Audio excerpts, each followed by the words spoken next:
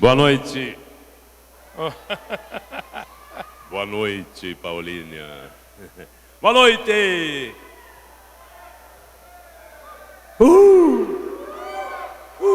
Não provoca, por favor.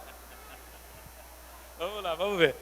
Bom, Zé de Abreu vai ser o entrevistado dessa noite e com a participação da Tereza Aguiar, por favor. Como vocês sabem, Tereza está rodando hoje o final do filme. Então, ela vai ter apenas uma convidada especial hoje, né, Tereza? Enquanto a gente trabalha aqui. Tá certo. Tá bom? Com licença, vou me sentar. Vamos lá, por favor, procurem sentar. Talvez diminuir a luz um pouquinho, né? Em volta também. Tereza, você com a palavra. Pessoal, boa noite. Eu queria pedir desculpas para vocês. Hoje é um dia que a gente fica meio esquisita, porque é o último dia de filmagem. A gente está filmando até às 5 da manhã, umas cenas bastante complicadas, como todas, eu acho, né, Zé? E então eu vou outro dia o Rubens pediu que eu dissesse um poema. Eu falei que eu não sabia nada de decor, como não sei.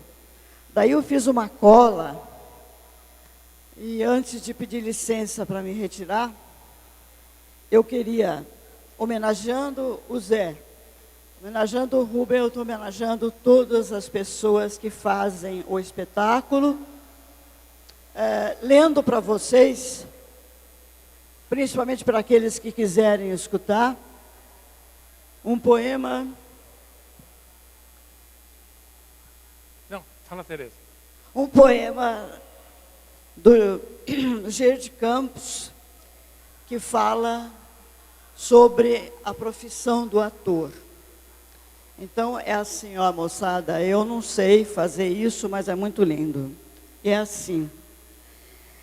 Operário do canto me apresento, sem marca ou cicatriz. Limpas as mãos, minha alma limpa, a face descoberta, aberto o peito, expresso o documento, a palavra conforme o pensamento. Fui chamada a cantar, e para tanto, há um mar de som no búzio de meu canto.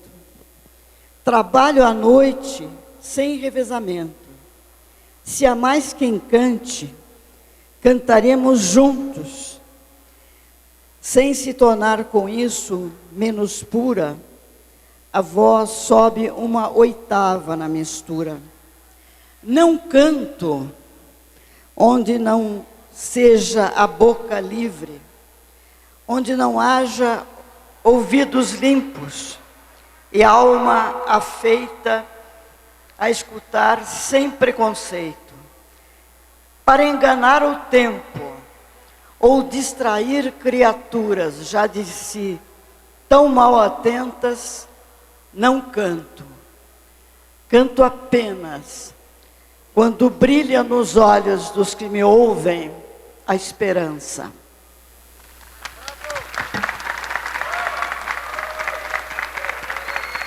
De quem é o poema, Tereza? Jair de Campos. É? Se você quiser agora cuidar do filme, que é o em última análise, o mais importante, vai lá, faz favor. Me sinto extremamente homenageado pelo seu declamar de um poema tão bonito. Vai lá, gritação.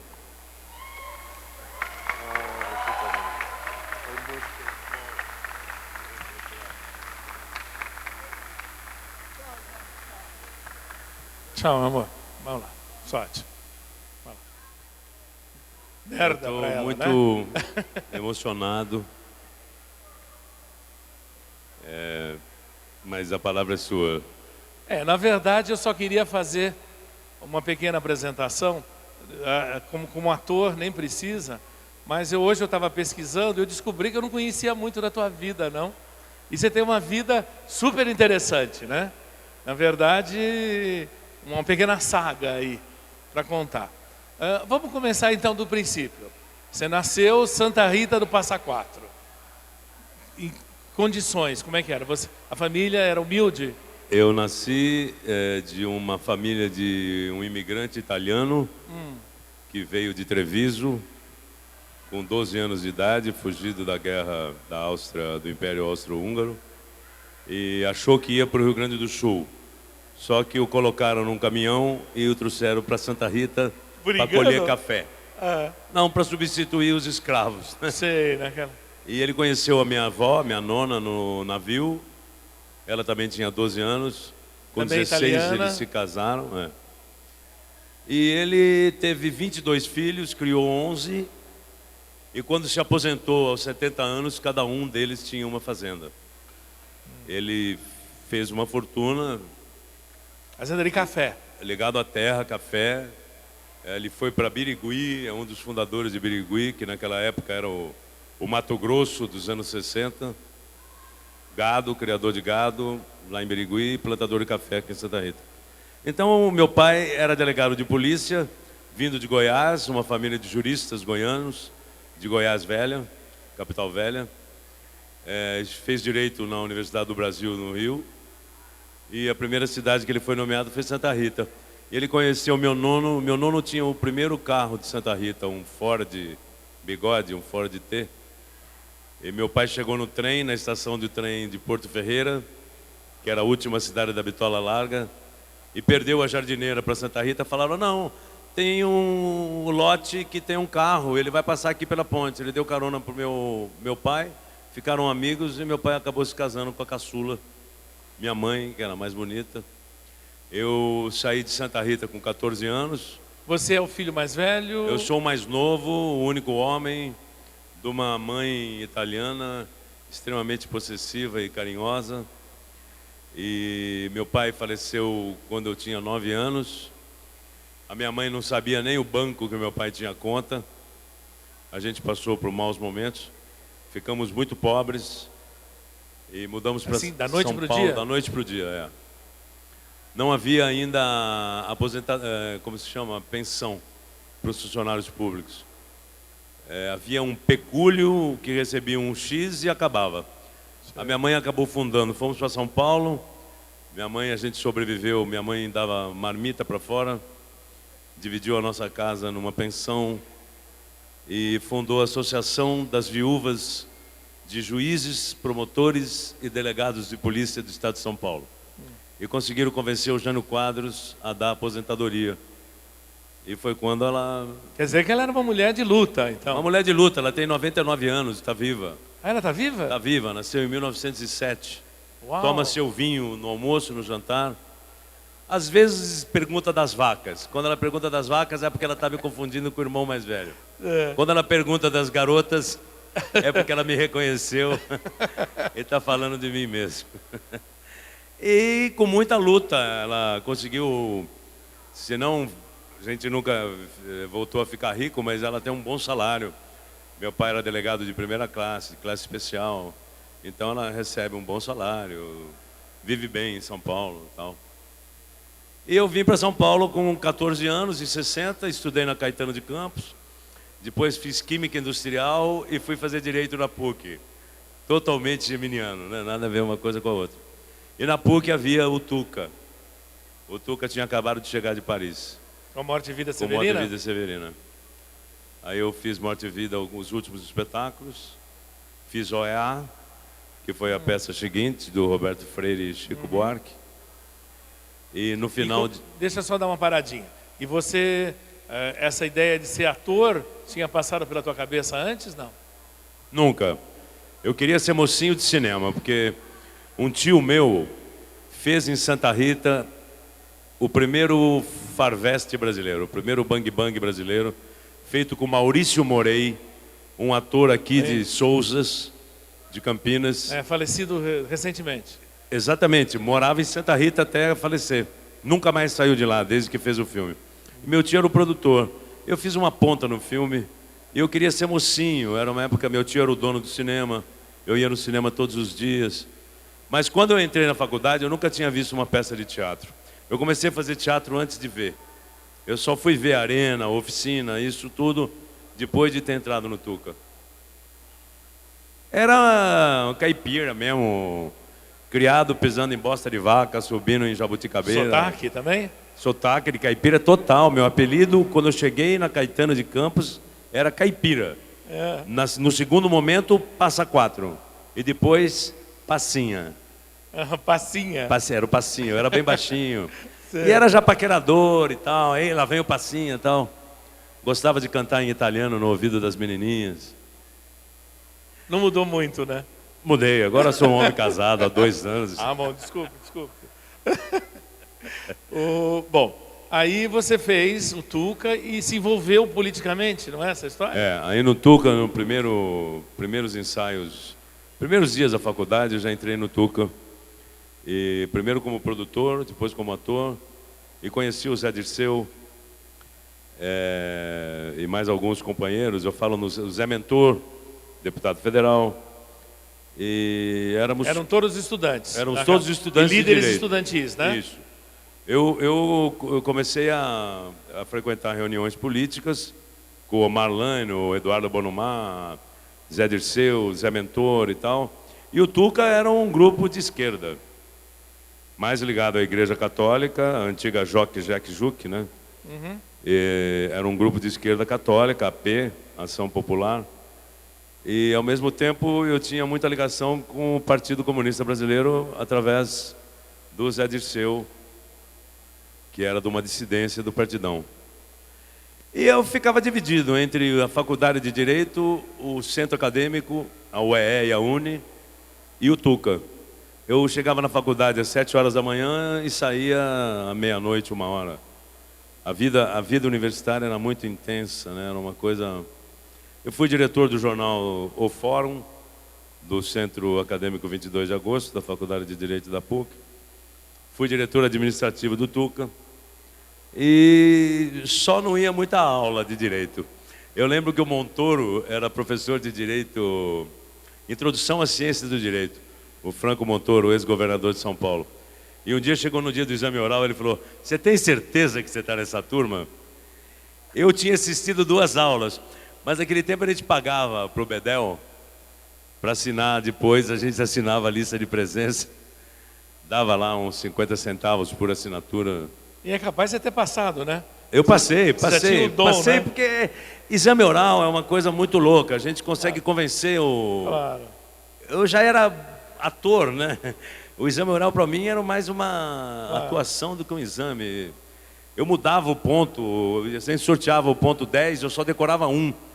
E eu dava uma volta e caía naquele que eu sabia. E conseguia iludir. Isso foi o quê? 65? 66, 67, 68. Tá. Em 68 o Tuca fechou. Houve uma briga muito grande entre as duas facções de esquerda, uma católica, outra não. A AP de um lado e a dissidência do partido de outro. O Tuca fechou e eu fui convidado para fazer o Sítio do Pica-Pau Amarelo na TV Bandeirantes, em preto e branco. No banheiro da TV Bandeirantes, fazendo xixi, um outro ator chega e fala assim: "Olha, tem um grupo de Campinas que está montando uma peça da Hilda Hilst, estão precisando de um ator." E me deu o telefone da Tereza Aguiar. Não sabia quem era. Liguei, marcamos um encontro numa casinha em Pinheiros, e ela me convidou para fazer o papel principal de uma peça da Hilda Hilst, poetisa que morreu há pouco tempo. Eu morava aqui num sítio em Campinas. E aí começamos a ensaiar essa peça no Teatro Anchieta, mas logo em seguida a diretoria do Teatro Anchieta resolveu que não podia ser essa peça, que a peça não ia fazer sucesso, e que a Terezinha teria que remontar Electra de Sófocles, que tinha sido um sucesso estrondoso em Campinas, do grupo Rotunda. E o Orestes, que era o principal papel masculino, resolveu não ir para São Paulo. Eu fui convidado, ensaiei 15 dias. A Teresa me levou à loucura, porque ela é uma diretora extremamente exigente, né? E eu estreiei profissionalmente fazendo uma tragédia grega no papel principal masculino. É um negócio de louco. Ela me levava para a cidade universitária, na USP, e fazia eu dizer o texto para o ar, né, para o campo, como se eu estivesse numa planície, numa montanha grega. E fui elogiado por aquele crítico que a gente não consegue lembrar o nome, que era da última hora, o português. Que é o pai do cantor do Que é Secos o e pai do Molhados. cantor. Outro dia eu pesquisei na internet, falei para a Teresa, mas agora ela foi embora. Fui bastante elogiado. Aí minha carreira começou, mas eu fui preso pela ditadura em Você estava 68. envolvido em luta armada ou era só... Não, ainda não tinha luta armada. É o Congresso da Uni em Biúna, 1968. É. Eu, Zé Dirceu, Zé Mentor, Franklin Você estava Martins. no Congresso? Estávamos no Congresso. Você também? Eu também, eu era da organização do Congresso. Mas eu ia abrir o Congresso na segunda-feira, ia voltar na terça para fazer a peça em São Paulo. Só que não tinha como eu voltar. Se eu voltasse, a polícia descobriria onde estava o Congresso. O Congresso já estava cercado. Aí eu não consegui sair, no terceiro dia fomos presos. Eu fiquei 3 meses preso no Carandiru. E não sei porque cargas d'água um dia me soltaram. Bom, aí você estava fichado já, tudo. Aí eu entrei na clandestinidade. E aí Quando você... veio o AI-5, quando veio o AI-5 eu entrei na clandestinidade, porque eu já tinha 2 processos. Um pelo Congresso da Uni e outro na guerra da filosofia contra o Mackenzie. Mataram um estudante secundarista e Zé Dirceu, eu e mais uns 10 estudantes fizemos uma passeata, queimamos uns 20 carros da polícia e eu no dia seguinte estava na primeira página do Jornal da Tarde, invadindo com um ariete feito de parada Você de mesmo, ônibus. Invadindo, Quebrando o Citibank, na São João com a Ipiranga. Tá. Aí eu saio, quando quebro o vidro, e o vidro cai, eu assim, na primeira página do Jornal da Tarde, uma foto comprida. Aí a polícia veio atrás de mim, foi na minha casa, foi no Tuca, arrancou as tábuas do palco do Tuca, dizendo que tinha armas lá, mas não tinha nada disso. Aí eu fugi primeiro para Itapira, me escondi na casa de um companheiro do Tuca, que é atual prefeito de Itapira. E daí fui para o Rio de Janeiro, lá no Rio me envolvi com a VAR Palmares. Aí eu participei da guerrilha urbana, sempre como apoio logístico, nunca peguei em armas. Não achava que esse era o caminho, mas era a única maneira de fazer política. Até que eventualmente você teve que sair do país. Isso Chegou foi quando? Chegou um momento que ou eu pegava em luta armada, ou eu abandonava a organização.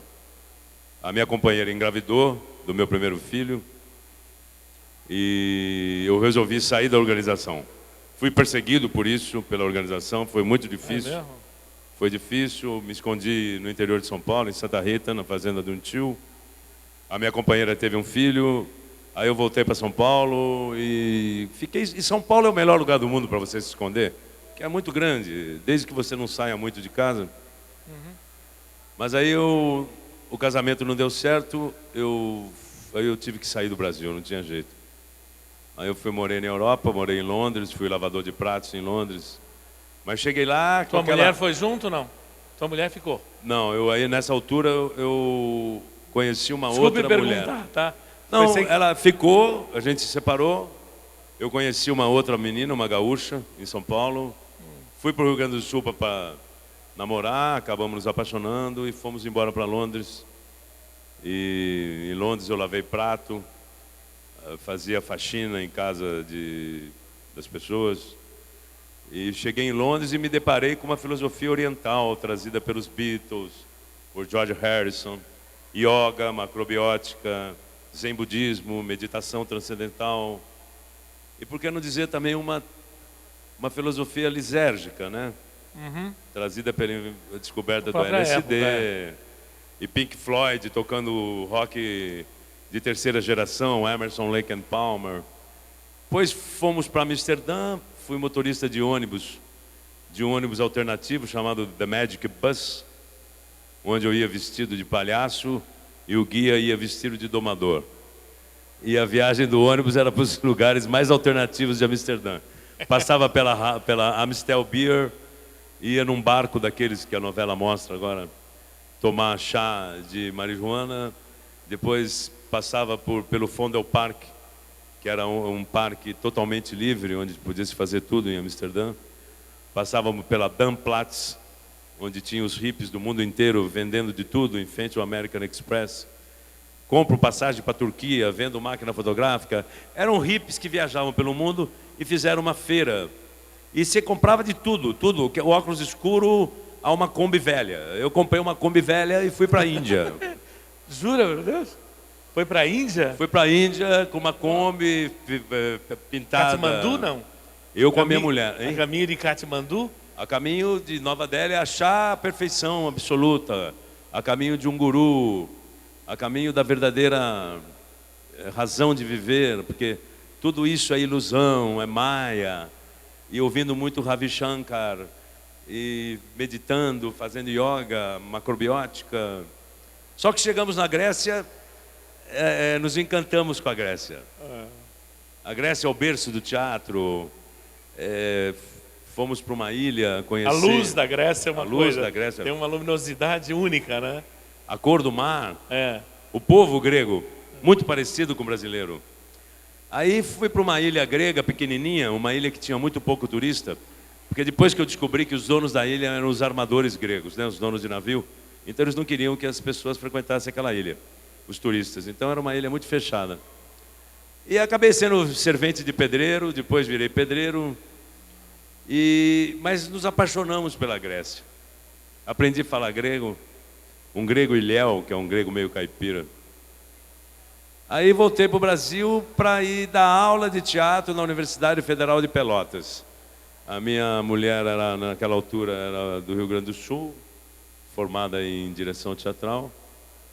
E aí eu fui para o Sul, fiquei 9 anos fazendo teatro entre Pelotas e Porto Alegre. Em 1980, fiz um filme, você lembra, Intrusa, baseado num conto de Jorge Luiz Borges, com música do Piazzolla. Aliás, um filme muito bom, né? Era um filme muito bom, virou cult.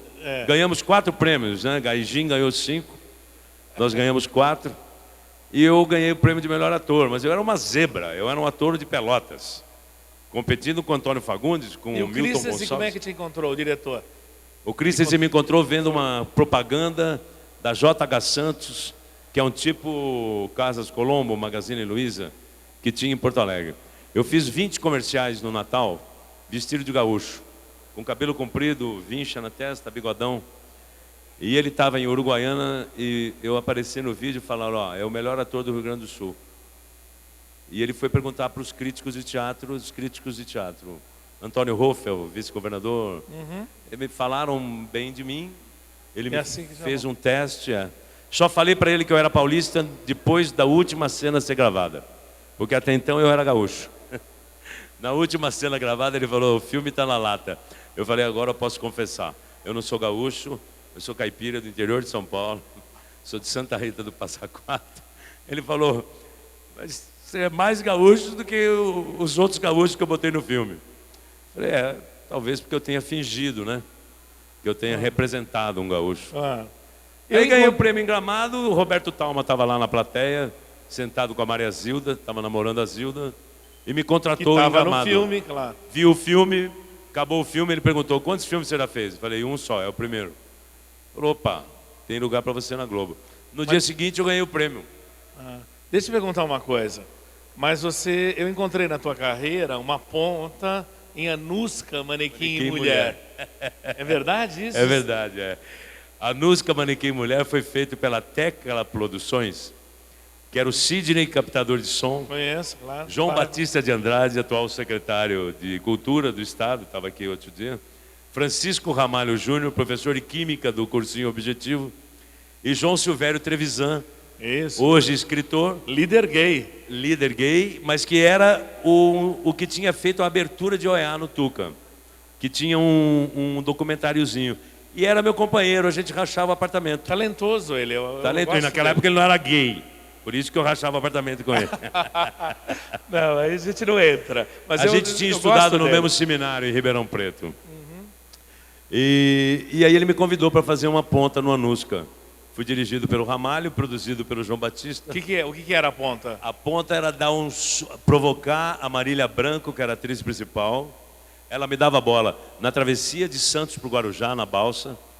O Francisco Coco era marido dela, vinha tirar satisfações comigo. Me dava um empurrão, eu dava-lhe um soco, que ele quase caía no mar. E aí acabava a minha participação. Eu ganhei naquela época 20 qualquer coisa. 20 cruzeiros, 20 cruzados novos, eu não me lembro.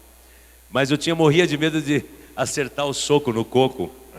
O Coco, na época, era protagonista de Excelsior, fazia os Ossos do Barão no TBC e filmava de madrugada. Era uma loucura o que ele trabalhava.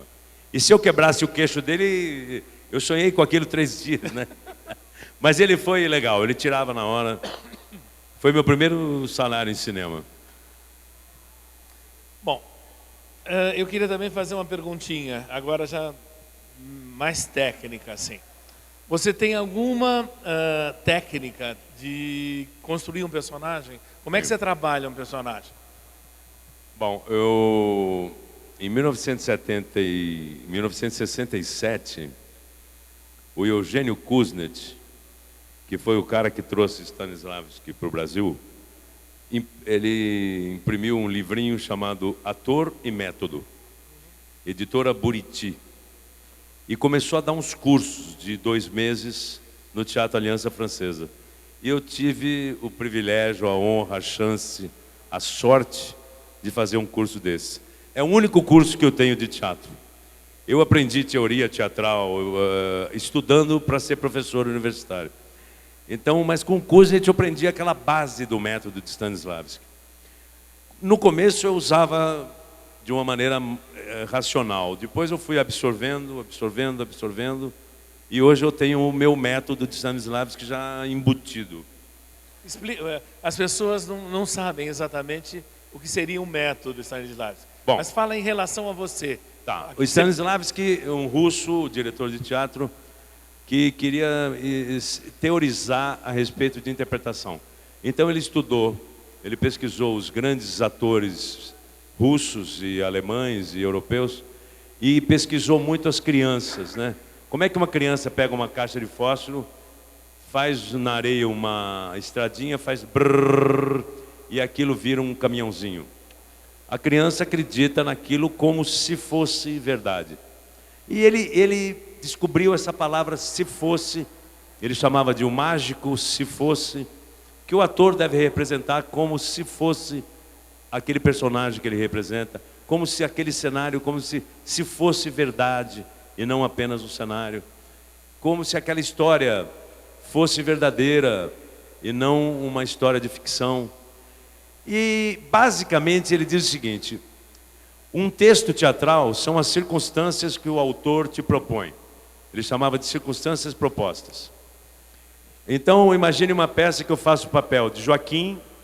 E o Joaquim começa a peça com 50 anos. Ele falava: ninguém nasce com 50 anos. A gente nasce com 0 anos. Então vamos criar esse Joaquim desde o dia que ele nasceu até o dia que a peça começa. Então vamos imaginar como é que era o pai do Joaquim, como é que era a mãe do Joaquim, o cachorro do Joaquim, a casa que o Joaquim nasceu, se ele mudou, se ele não mudou. Isso tudo o ator cria junto com o diretor. Hoje em dia, profissionalmente, o diretor não faz mais isso, o ator faz sozinho em casa. Você cria aquela vida anterior do personagem até começar a peça. Se o personagem morre em cena, tudo bem. Se ele não morre, se a peça passa dos 50 aos 70, então, se ele não morreu, o que aconteceu depois que a peça acabou? Então, o que você faz? Você constrói a vida do personagem, desde o momento que ele nasce até o momento que ele morre. No meio está a peça. Então, quando você se refere, se na peça você tem que falar, uma vez meu pai me contou, a palavra não é a palavra pai que vem na cabeça, é aquele pai que você construiu no dia que você nasceu, que foi registrar você no cartório, que você pode até como exercício pegar revistas velhas e cortar a cara de um pai para botar a fotografia de uma casa. Você vai construindo uma vida verdadeira. Então tem a ação da peça, tem a ação anterior à peça, o que aconteceu antes da peça começar, e na vida desse Joaquim que eu estou representando, e tem a ação que veio depois da peça. Quando a gente fala, eu estou aqui falando para vocês, mas eu estou pensando 5 vezes mais rápido do que eu consigo falar. Então o que tem isso? Isso é a ação interior do personagem. Para eu falar personagem agora, me vieram 3 palavras na cabeça, eu selecionei personagem. A mesma coisa é o texto teatral. Você recebe aquilo escrito, Maria, hoje vamos ao cinema? Pergunta Joaquim. Para ele chegar nisso, ele pensou em alguma coisa. Então vamos criar a ação interior do personagem que vai justificar aquela fala com verdade. O que ele chamava de subtexto. Aquilo que está abaixo do texto, escondido no texto. E que leva o ator a dizer aquele texto. Isso tudo para quê? Para que esse mágico, se fosse, aconteça na frente do espectador. Para que o espectador, quando senta numa poltrona de teatro, ou de cinema, ou de televisão, ele falava mais de teatro, claro, seja levado imediatamente para aquele mundo que ele sabe que é falso.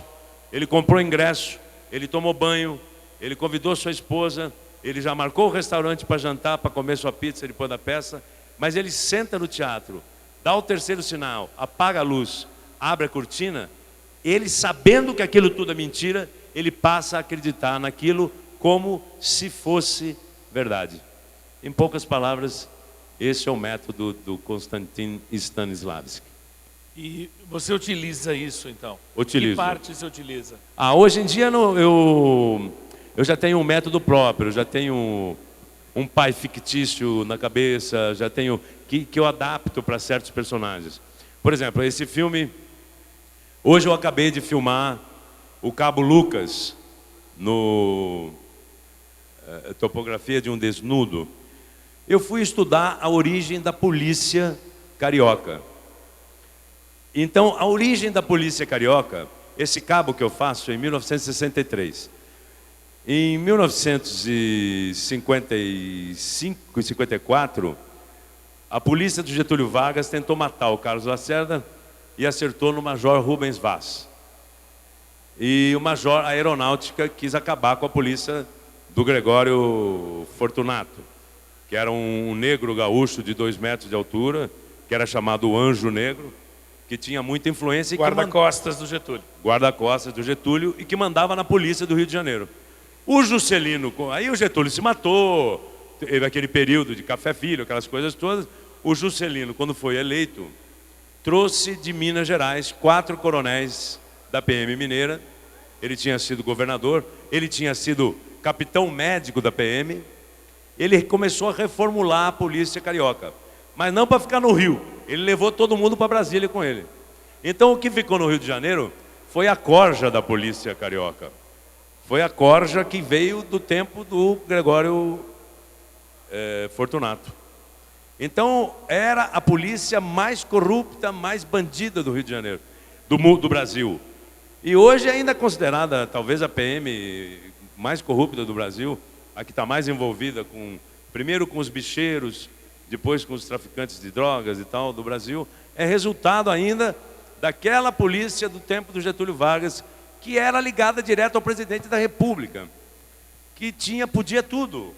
O Getúlio tinha sido ditador durante 15 anos, depois foi eleito pelo povo, carregado nos braços do povo, então era uma polícia que podia tudo. Então eu fui estudar esse cabo Lucas, em 1963, aquele cabo que é decorrente daquela turma que podia fazer tudo na vida. E depois eu estudei um pouco a vida dele. Ele é natural de Niterói, ele teve uma infância muito sofrida. Eu fiz a historinha da mãe e do pai dele. O pai abandonou a mãe, era alcoólatra. E eu fiz essas coisas. Depois com o figurino. O cabo Lucas, ele tem sempre o último botão da camisa desabotoado. E ele é barrigudo. Ele é barrigudo como a metade da polícia carioca. Aquela polícia que quiser correr atrás de um ladrão, não vai dar certo, nem de carro consegue. E o cabo Lucas é assim, o tempo todo ele está coçando a barriga. E aí botei o barrigão para fora, exagerei no barrigão. E é o que eu vejo na PM carioca, né? Imagina um garoto de 17 anos, bate a carteira de alguém e sai correndo, um PM daquele não vai pegar nunca. Com aquele coturno imenso, eles não conseguem nem andar. E tem uma pergunta aqui que Vamos fala lá. que você, com frequência, fez papel de vilão. Quando você faz um vilão, como o Cabo Lucas, de uma certa maneira você humaniza esse vilão? Você vai procurar a raiz, as razões desse vilão? Sem dúvida nenhuma. Inclusive, ultimamente,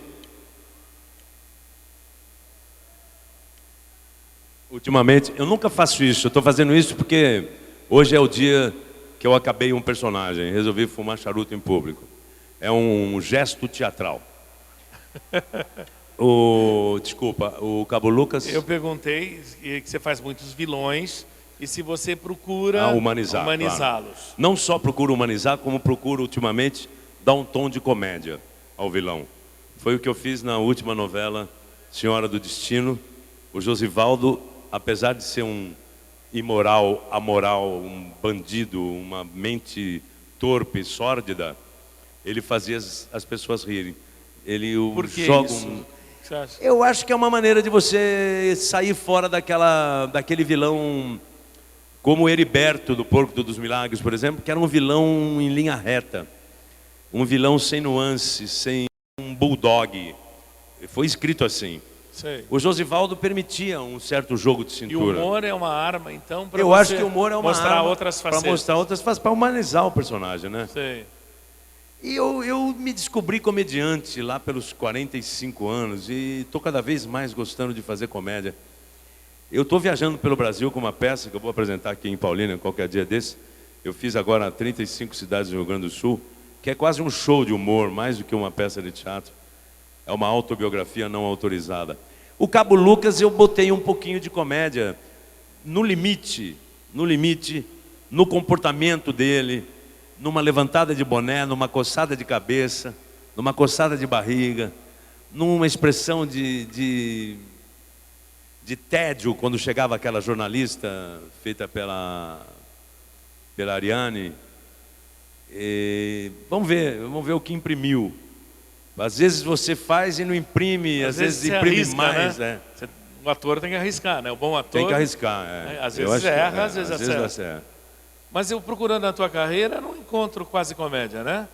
As pessoas gostam de Não, eu fiz a Indomada. Fulaninha, talvez. Hein? Fulaninha. Fulaninha era uma comédia com Cláudio Mars, o Roberto Bonfim. A Indomada era série A que você Indomada fazia. eu fazia um delegado engraçadíssimo. Motinha. Delegado Motinha. Né? What, tá me understanding? Que falava inglês misturado com baiano. Delegado. Aí fiz Tititi. Tititi era o Chico, um paulista da moca, belhonhosa. Adorava tomar um chopp sem comer 2 pastel na moca. Tieta também era um pouquinho. Tieta, na realidade, foi um papel muito rápido. Foi o que tirou a virgindade da Tieta. Era um mascate que, em troca de um lenço de seda, conseguiu ter Tieta, a cabrita, pela primeira vez. Ele que apelidou a Tieta de Cabrita, que depois ela... Era Patrícia, não? Era Cláudia Era Hanna? Cláudia Hanna. E eu tenho feito comédia em teatro, né? Eu fiz a Comédia dos Amantes em 94, que eu fiquei 2 anos rodando pelo interior de São Paulo, Minas e Rio Grande do Sul. Fiz agora há pouco o Santo Parto, do Lauro César Muniz, no Rio e algumas cidades do Brasil. E qual é o segredo da comédia, então? Porque Eu acho que é o timing, é o tempo. O segredo da comédia é o tempo, aquela coisa de você... Eu no palco, em teatro, a impressão que eu tenho é que eu solto uma corda, um laço, e de repente eu puxo. E você tem que puxar no momento exato. Senão a piada não funciona, e o pessoal não ri. Isso no teatro ainda é fascinante, né? É fascinante. Que varia de A plateia para resposta é plateia, de imediata. dia para dia, né? Mas E a resposta é imediata. Essa peça que eu faço se chama Fala Zé, que é uma autobiografia, né? Uma brincadeira com a minha vida, né? Eu digo que a minha vida é uma piada e eu conto uma piada de 1h30. E faço coisas que eu sempre sonhei fazer, que é cantar tango, cantar música italiana, dançar bolero, tudo na galhofa, tudo na piada, e imitar a guitarra, fazer guitarra sem ter a guitarra. Sonhos que eu tinha, eu botei nessa peça. Foram 8 meses de ensaio, 8 meses para escrever. O projeto se chama Do Chuí ao Oiapoque. Eu estive no Chuí, onde eu completei 60 anos. Fiz 35 cidades do Rio Grande do Sul. E agora eu paro a peça para fazer a nova minissérie da Globo, Amazônia. Mas o governador já me convidou para fazer a peça no Acre. Então, de repente, eu chego no Oiapoque muito antes do que eu pensava. Uma coisa que eu achei curioso é que você tem muita minissérie na tua carreira, né? Várias, se a gente for procurar. Feliz aniversário, parabéns a você, quem ama não mata. Anos Dourados. Anos Dourados. Tempo e o Vento. O Tempo e o Vento. Anarquistas. Anarquistas. Primo Basílio. Primo Basílio dirigi junto com o Daniel Filho. Primo Basílio, depois veio Casa das Sete Mulheres. Eu também, claro. É melhor trabalhar numa obra fechada como uma minissérie. E JK agora, eu fiz o Carlos Lacerda. Claro, é melhor trabalhar nessa obra fechada. A minissérie não é mais uma obra fechada, Rubens. Ah, é? Ela Ilusão deixou de ser... Até o Ney falou aqui outro dia. Era uma obra fechada, O Tempo e o Vento foi uma obra fechada. Anos Dourados, mais ou menos. Ele entregou o último capítulo na metade. Agora não, agora a gente já está fazendo minissérie quase como novela. Por exemplo, a minissérie que eu vou começar a filmar, a gravar daqui a 20 dias, já tenho 9 capítulos, né? Tá adiantado. É extremamente ambiciosa, né, essa novela? Muito ambiciosa. Minissérie. São 3 épocas. Primeiro, o auge da borracha. Começa em 1904, onde eu vou fazer um coronel, um dos protagonistas, um coronel dono de seringal, muito brabo e matador e muito paquerador, e conta a história do Galvez. Eles se juntam para fazer a independência do Acre. É uma parte bem histórica. É baseado no livro? Baseado no livro e mais em outras pesquisas.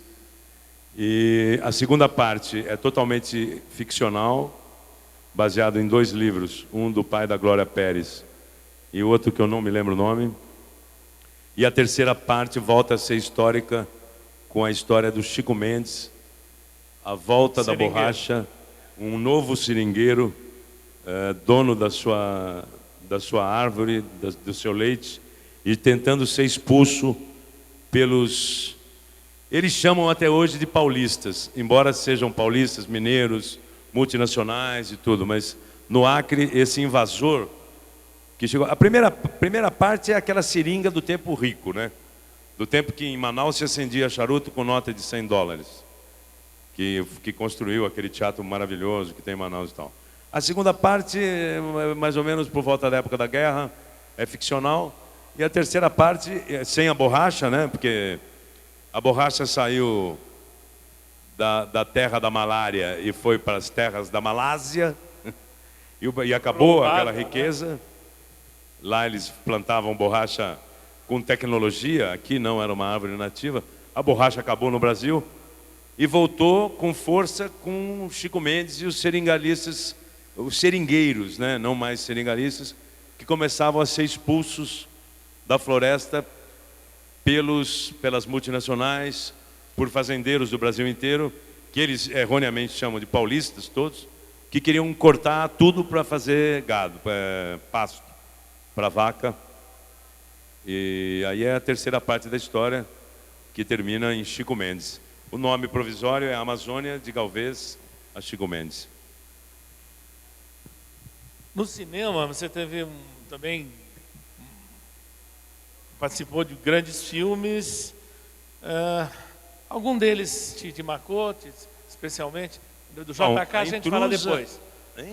A Intrusa marcou muito, porque a Intrusa foi um conto de Cinderela. Eu cheguei no Festival de Gramado, era a primeira vez que um ator considerado gaúcho, que morava no Sul, ganhava o prêmio de melhor ator. Acho que até hoje você ainda é gaúcho, né? Até hoje eu sou gaúcho, todo mundo acha que eu sou gaúcho. Pois é. Chegam a dizer, natural de Santa Rita do Passa Quatro, tracinho RS. Transformaram Santa Rita numa cidade gaúcha. Mas tinha um sapatinho. Eu costumo dizer que nas escadarias do cinema de Gramado tinha um sapatinho de cristal, número 42. Eu enfiei o pé, serviu. Eu cheguei lá sem nenhuma, mas nenhuma expectativa. Estava competindo com Antônio Fagundes, com Milton Gonçalves, com atores já famosíssimos. Eu fui a maior zebra do festival e saí de lá contratado pela Globo. Sou considerado pelos diretores do festival filho artístico de Gramado. Apresento todos os anos que eu posso. Vou apresentar esse ano de novo. Só não apresento quando estou fazendo novela.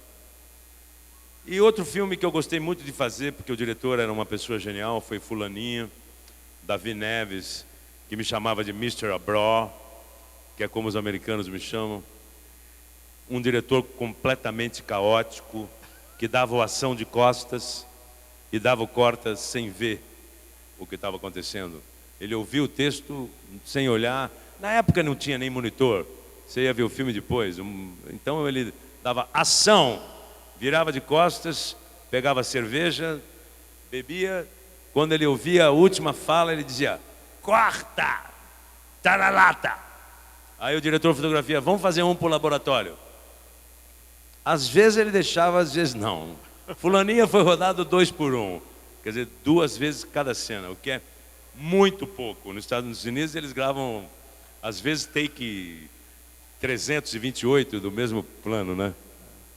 Eu estou vendo aqui uma constante do Sérgio Rezende. O que muito amigo. Eu não sou fumador, não consigo manter o charuto aceso. Tem uma técnica que eu ainda não aprendi. Eu fiz com o Sérgio 2 filmes, embora tenha sido convidado para fazer bastante outros, mas não deu tempo. Foi Lamarca, que eu fazia o matador do Lamarca, que para um ex-preso político foi uma coisa incrível. Fiz um general muito bravo, torturador. E depois eu fiz Guerra de Canudos, onde mais uma vez eu matei o Paulo Betti. Eu matei o Paulo Betti 2 vezes já. Mauá, você não está também?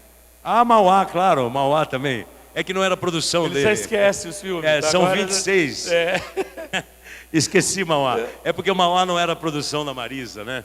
É. Mauá era uma produção, não me lembro de quem, mas foi o Sérgio que dirigiu, claro. E essa experiência do JK, que você faz o filme do Zelito Viana, que ainda está inédito, né? Bela Noite para Voar, JK, Bela Noite para Voar. E depois você vai fazer o Lacerda na série, da minissérie. Isso foi uma brincadeira e uma homenagem da Maria Adelaide Amaral e do Denis Carvalho. Eu tinha feito JK no teatro em 1989, a pedido da família, escolhido pela dona Sara. Não sei o que ela me viu. Porque você é parecido com ele, é isso? Eu fiquei a cara dele, mas ela viu isso antes de todo mundo. Tá. Depois, com ensaio, com maquiagem, tudo estudando, houve um mimetismo, então eu fiquei a cara dele. No teatro dá para você fingir mais do que no cinema. Uhum. Mas no cinema tem algumas partes que está muito parecido. Mas no cinema é diferente. E a gente fez o filme, a família quis proibir, porque mostra um JK completamente diferente desse JK da Rede Globo, né? A gente chamava esse JK de JK Chapa Branca, autorizado pela família. O nosso JK foi proibido pela família, porque mostra o Juscelino com uma amante que ele teve durante 12 anos, uma jovem mais nova do que ele, 25 anos. Ela tem 2.332 cartas, bilhetes ou telegramas dele. Inclusive no dia que ele faz uma cirurgia para a retirada da próstata, que ele estava com câncer, e ele se torna estéril e impotente, e ele escreve uma carta para ela, a liberando do amor dele. E ela nega e eles continuam namorando. Ela está viva, mora em Petrópolis, no estado do Rio, e nós achamos que ela tem direito, tanto quanto a dona Sara, de mostrar um pedaço da vida dela. O filme continua proibido pela família, mas a Globo Filmes comprou e estamos só esperando baixar a poeira da minissérie para lançar. É um dia na vida do Juscelino, mostra o Juscelino alegre, construindo Brasília, cantando. É um filme mais para jovem, é uma coisa mais para cima, é um Juscelino feliz. Eu acho que é um filme que vai fazer muito sucesso. Com a Mariana Ximenes faz a amante de JK, eu faço o JK, o Marcos Palmeira faz o Lacerda. E eu acho que foi uma homenagem, foi uma brincadeira que o Denis e a Maria Adelaide fizeram para me dar o pior inimigo que o Juscelino teve. Talvez a única pessoa no mundo que o Juscelino tenha odiado. Mas no final perdoou, ficaram amigos. E caçados juntos, né? Caçar não. Mas O Juscelino foi juntos. caçado bem antes. Bom, O Lacerda foi caçado depois da frente ampla. depois da frente ampla. Bom, eu tenho uma pergunta da Milton aqui que eu achei legal. Você disse que teve uma experiência como diretor ao lado do Daniel Filho. Como é a experiência de dirigir TV? Olha, mudou muito. Naquele tempo, eu dirigi uma novela das 8, chamada O Outro. Eu comecei pelo fim. O primeiro convite que eu fiz um estágio de direção lá em 1980 com o Erval Rossano. Eu já tinha dirigido televisão em Porto Alegre. E um dia o Boni me chamou e falou, olha, nós precisamos de um diretor, mais um diretor no Outro. Você tem condições? E eu virei diretor da novela das 8, de um dia para o outro. Eu fazia um personagem no Outro, era o Genésio. A outra comédia, era um gaúcho de Soledade, casado com a Cláudia Raia. E ela queria ser modelo e ele dizia, barbaridade, mas de jeito nenhum, potranca. O que os meus amigos de Soledade vão dizer quando vê essas pernocas de fora? Potranca de gaúcho só pode ser coberta por gaúcho.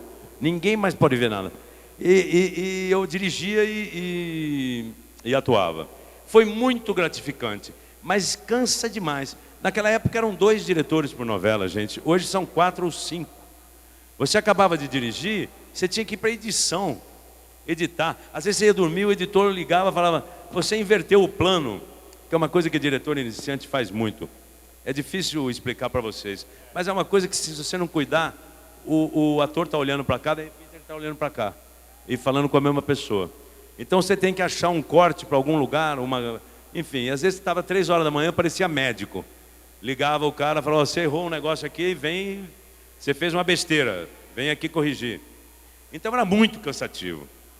Aí agora o Primo Basílio foi um negócio muito louco, porque eu fiz a produção artística, eu peguei desde escolher a Marília Pêra para ser a personagem principal, até a Júlia Gam, deixar a Júlia Gam branca como uma cera, tudo, eu participei de tudo. Cenário, figurino, o Gilberto Braga escrevendo, mandando capítulo. A gente tinha uma casa, o Daniel Filho era diretor-geral da Globo, tinha tido um problema no coração e me contrataram para não deixar ele infartar. E aí eu pude, com os recursos da Globo, com o Daniel Filho autorizando tudo que eu pedia, montar talvez o melhor elenco da televisão brasileira, o melhor cenário que já foi feito. As paredes eram forradas de veludo alemão, o tecido das cortinas era francês, a gente tinha o melhor microfone do mundo, a melhor câmera do mundo. Foi uma experiência assim. E quando alguém falava assim, Zé, vai estourar o orçamento, eu falava, o Daniel mandou. Acabou. Estoura o orçamento, mas faz. Mas foi tão envolvente que eu falei, nunca mais na Globo eu vou poder fazer alguma coisa melhor. Então é melhor encerrar minha carreira de diretor por aqui. E voltei a ser ator que trabalha bem menos e se diverte muito mais. Agora até voltaria, porque agora são 5 diretores por novela, é uma moleza. O cara trabalha 2 dias por semana, virou uma... João Igor pergunta, algum personagem te mudou? Você cresceu como pessoa por causa de algum personagem? João, eu acho que todos fazem a gente crescer. Eu sou espírita, eu acredito na reencarnação. Eu acho que cada personagem é para o ator como na reencarnação, cada encarnação é para o seu espírito. Eu acho que é uma analogia muito direta nisso. Nessa vida, cada personagem que eu faço é como se eu estivesse vivendo outras vidas, no momento que eu estou representando. Todos eles marcam muito.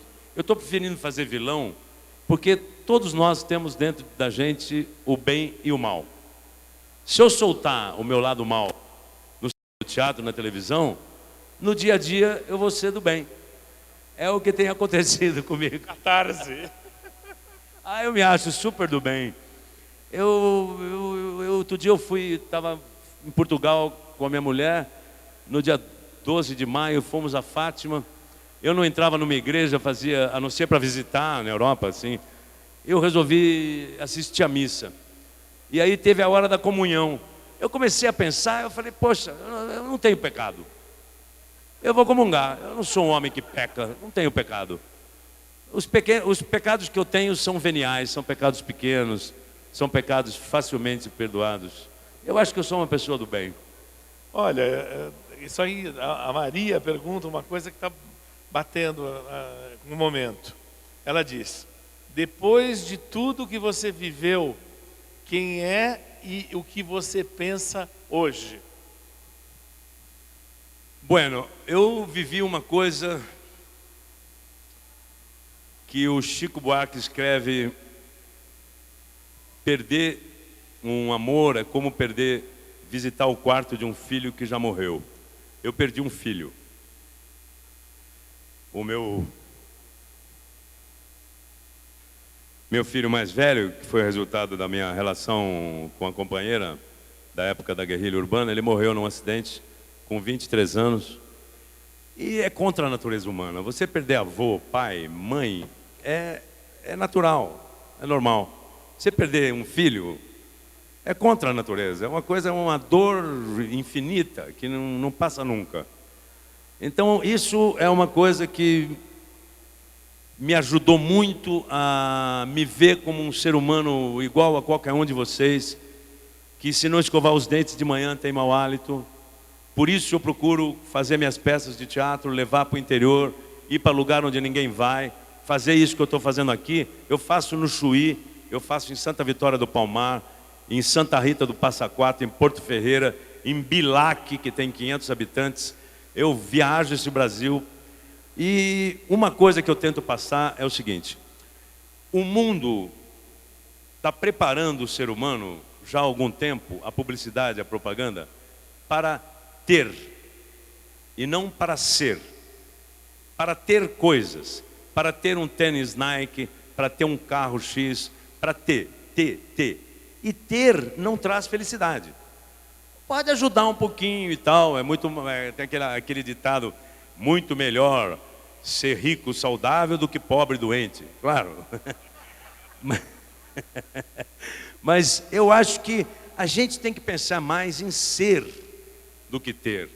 Ser um ser humano íntegro, correto, honesto, parar de falar mal dos outros, de esses pequenos pecados que no dia a dia acabam incomodando a gente.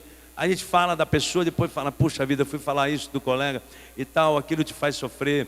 Não ter ódio no coração. O Juscelino dizia assim: o ódio que cada um carrega se transforma num ódio de si próprio.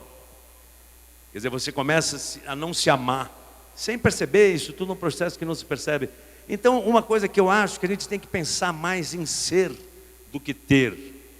Sabe, às vezes é melhor ter uma profissão mais humilde e ser feliz do que ser caixa do Banco do Brasil, ganhar 14 salários e ser infeliz, passar o dia inteiro contando o dinheiro dos outros, e mesmo que possa ganhar mais do que você ser, por exemplo, mecânico de automóveis, mas você gosta mais de ser mecânico. Então é muito melhor você ser feliz do que ter um emprego, por exemplo.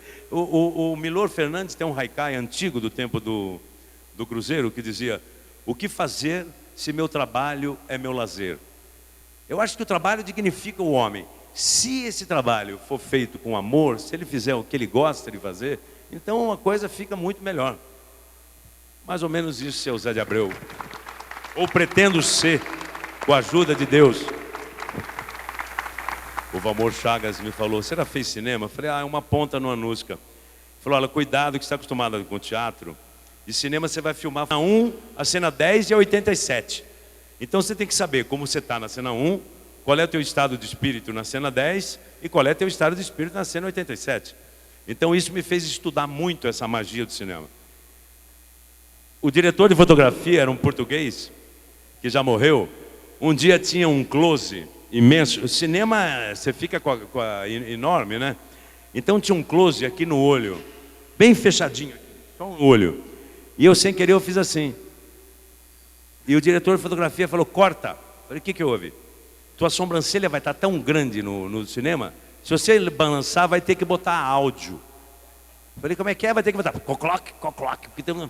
Aí eu fui aprendendo que aquele pessoal que fica naquela torrezinha, no carrinho que vai e volta, que sobe na torrezinha, na grua, ou que está com a câmera parada e fala aqueles códigos que você não entende, tira 40, bota 35, tira 75, bota 120, 2.3, 3 metros, aquela coisa. Eu falei, ali é o segredo do cinema.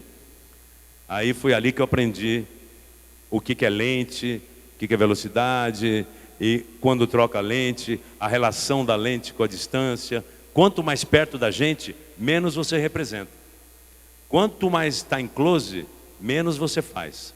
É quando menos é mais. Se está num big close, não faz nada. Deixa, só representa por dentro. É só o olho, se envolve com o personagem e deixa o olho mostrar. Porque se você fizer qualquer careta no cinema, fica uma coisa imensa, né? Canastrão, né? Fica canastrão, é. Fica canastrão. Muito legal essa tua explicação. Tá? Foi boa. E teu trabalho em televisão, qual você acha que foi o melhor? Anos Dourados. Anos Dourados aconteceu uma coisa engraçada. Foi meu primeiro protagonista na Globo. E saiu uma matéria no final. Foi um sucesso estrondoso.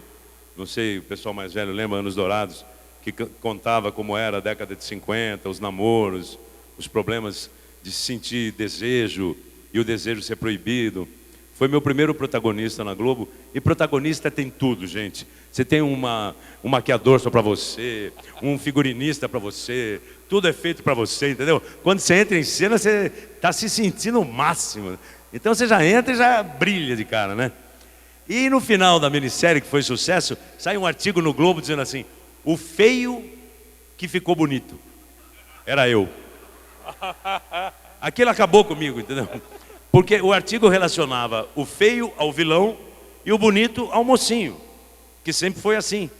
E eu, queixudo, com meu queixinho e tal, consegui, no meio da minissérie, as pessoas começavam a me achar bonito.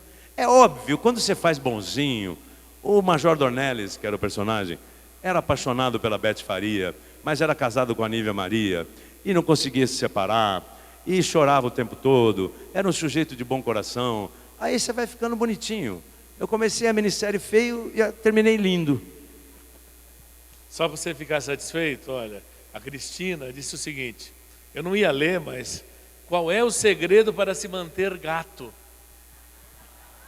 Nunca praticar esportes. Só sexo.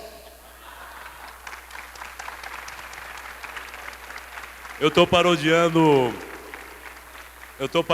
um presidente francês, o Giscard d'Estaing, que perguntaram para ele: a que se deve essa sua jovialidade aos 75? E ele disse: ao fato de nunca ter praticado esportes. Mas é brincadeira. Eu não pratico esportes mesmo porque eu sou grosso, sou ruim de tudo. A única coisa que eu sei fazer é mergulho. Autônomo, não tem bola, não tem rede. Quando tem rede é de algum pescador, a gente vai lá e corta. Quanto menos você faz, melhor, porque não espanta o peixe. Então, aquela coisa do baiano, né? Está numa rede, se dá vontade de trabalhar, espera um pouco que a vontade passa. Eu acho que... E no teatro, qual foi o teu favorito? O Beijo da Mulher-Aranha, lembra? Ah, lembro, Beijo claro. da Mulher-Aranha, com Rubens Correia. Antes do filme. Antes do filme. Antes do musical. Antes do musical. 2 atores em cenas, 2 horas e meia. Eu fazia um preso político argentino, se passava na Argentina. E o Rubens Correia fazia um homossexual que traía, embora fingisse que era amigo, estava traindo o guerrilheiro. Mas no final se apaixona pelo guerrilheiro e acaba traindo a polícia, arriscando a própria vida, é morto no final, para que o guerrilheiro se salve. Isso, ficamos 1 ano em cartaz no Rio de Janeiro, 1 ano em cartaz em São Paulo, rodamos o Brasil inteiro, voltamos para o Rio de Janeiro. Foi um sucesso estrondoso. O livro do Puig, adaptado por quem? Eu não lembro. Pela Dina Sfati. A Dina que fez a adaptação? A Dina Sfati e o Paulo José. Gente, a ideia foi da Dina. Era muito boa. A ideia foi da Dina. O Paulo José ia dirigir, mas aí eles se separaram no meio do processo e resolveram dar para o Teatro Ipanema. E aí o Ivan dirigiu, com o Rubens fazendo Molina, e ficaram 3 meses procurando um ator para fazer o Valentim. Viram A Intrusa e decidiram por mim. Foi outro conto de Cinderela. Bom, vamos agora à enquete, vamos dizer assim, a parte leve. Filme americano ou estrangeiro favorito? Dr. Strangelove. Como era o nome em português? Doutor Fantástico? Doutor Fantástico. Do Stanley Kubrick? Adoro aquele filme. Peter Sellers, adoro aquele filme. Vi naquele cineminha pequenininho, ao lado da Igreja da Consolação. Biju. Biju. Ficou aquele filme, me marcou muito. Depois o Peter Sellers foi um grande ator, né? Brilhante, brilhante. Brilhante, convidado bem trapalhão, uma coisa absurda de comédia. Mas Filme aquele brasileiro preferido? Gosto muito do Homem que Copiava. Ah, é? Acho um dos filmes mais geniais que o Brasil Gaúcho, produziu. né? Uma vez gaúcho? Não, mas a linguagem é muito boa, moderna, né? Mas tem muitos, é difícil você escolher um. Bom, é legal. Né? Mas O Homem que Copiava, eu acho, dos últimos que eu vi, o melhor. Legal. Um ator estrangeiro? Ator estrangeiro. James Dean. Nem comentei nada, né? Você pegou na época tudo? Você usava Peguei. casacão de couro? Tudo. Tirava fotografia com o casaco levantado. Tudo. Juventude Transviada, Assim Caminha a Humanidade. Tudo. Tem uma foto na Vogue, igualzinho a ele. Em 1981 eu fiz uma matéria para a Vogue. James Dean realmente tinha que ter morrido muito cedo, porque era genial. Legal. E um ator brasileiro? Ator brasileiro? O Brasil é um país que tem muito ator bom, né? Muito. Deixa eu ver quem mexe muito em mim. Vale morto, não? Vale, lógico. Rubens Correia. Rubens Correia, sem dúvida nenhuma, era um gênio. Era um ator ótimo, maravilhoso. Velho. Era um ator over, que convencia sendo over. Você acreditava, arriscava muito.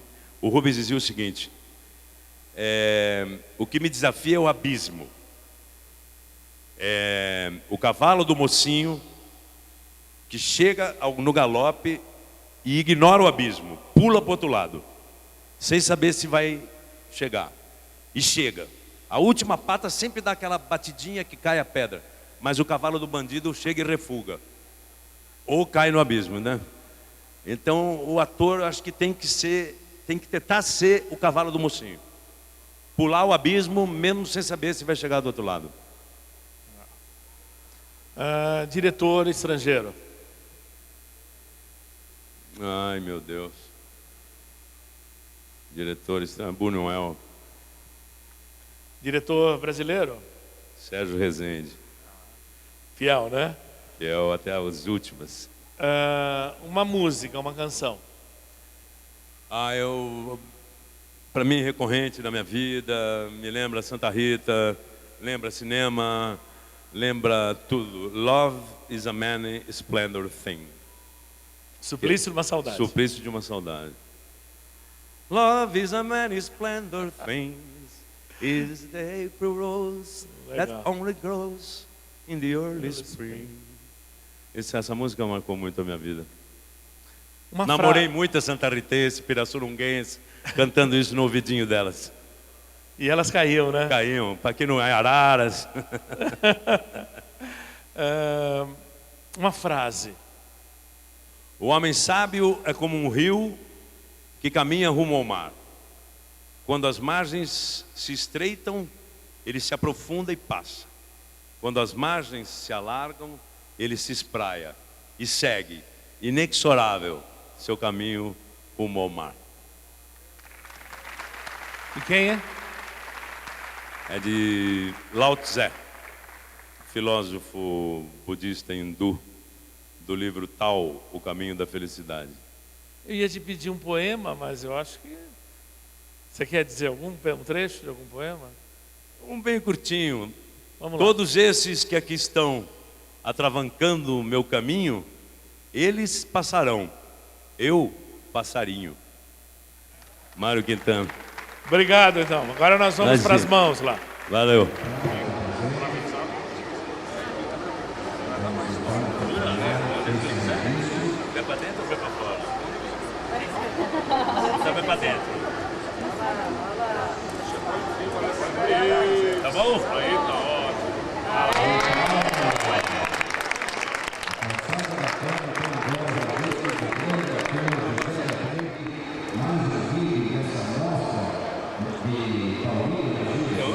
Hoje é dia 28.